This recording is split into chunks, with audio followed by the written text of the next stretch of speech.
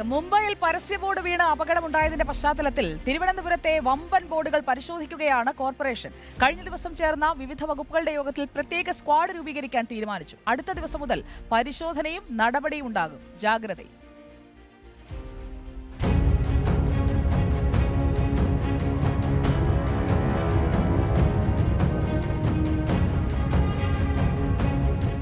നഗരത്തിൽ 528 വലിയ പരസ്യ ബോർഡുകൾ ഉണ്ടെന്നാണ് ഔദ്യോഗിക കണക്ക്. ഭൂമിയിലും കെട്ടിടങ്ങൾക്ക് മുകളിലും ഇത്തരം ബോർഡുകൾ തിരുവനന്തപുരത്തുടനീളം സ്ഥാപിച്ചിട്ടുണ്ട്. പരസ്യ ഏജൻസികളുടേതും സ്ഥാപനങ്ങൾ നേരിട്ട് സ്ഥാപിച്ചവയുമുണ്ട്. മഴക്കാലം എത്തുന്നതോടെ അപകട ഭീഷണി ഒഴിവാക്കുന്നതിനു കൂടിയാണ് തിരുവനന്തപുരം കോർപ്പറേഷനിലെ റവന്യൂ, എഞ്ചിനീയറിംഗ് വിഭാഗങ്ങളെ ചേർത്ത് പ്രത്യേക സ്ക്വാഡ് രൂപവൽക്കരിച്ചത്. അനധികൃതമായി ബോർഡുകൾ സ്ഥാപിച്ചിട്ടുണ്ടോ എന്നതും ഔദ്യോഗിക അനുമതിയുള്ള ബോർഡുകളുടെ സ്ഥിരതയുമാണ് പരിശോധിക്കുക. ഈ സ്ക്വാഡ് സ്ഥിരം സംവിധാനമാക്കി മാറ്റുന്ന കാര്യവും പരിഗണനയിലുണ്ട്. പാതയോരങ്ങളിലും പൊതുസ്ഥലങ്ങളിലുമുള്ള പരസ്യ ബോർഡുകൾ സ്ഥാപിക്കാനും നീക്കം ചെയ്യാനും ചട്ടങ്ങൾ ഉണ്ടെങ്കിലും ഫലപ്രദമായി നടപ്പാക്കുന്നില്ല എന്നതിന്റെ അടിസ്ഥാനത്തിൽ കൂടിയാണ് നീക്കം.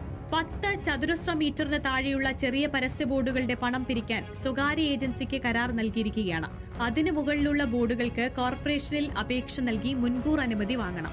ബോർഡിന്റെ ഘടനയുടെ ബലം പരിശോധിച്ച് സ്ട്രക്ചറൽ എഞ്ചിനീയറുടെ സാക്ഷ്യപത്രവും ഇൻഷുറൻസ് സർട്ടിഫിക്കറ്റും ഹാജരാക്കണം. ഇത് എഞ്ചിനീയറിംഗ് വിഭാഗം പരിശോധിച്ച ശേഷമാണ് അനുമതി നൽകുന്നത്. അനുമതി തുക റവന്യൂ വിഭാഗത്തിലും അടയ്ക്കണം. എല്ലാ വർഷവും ഇത്തരത്തിൽ തന്നെ പുതുക്കുകയും വേണം.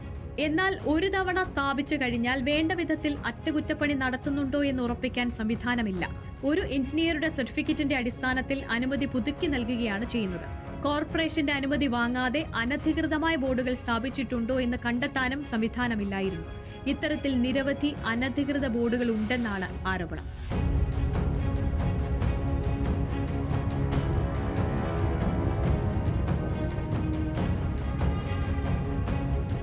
News desk reporter.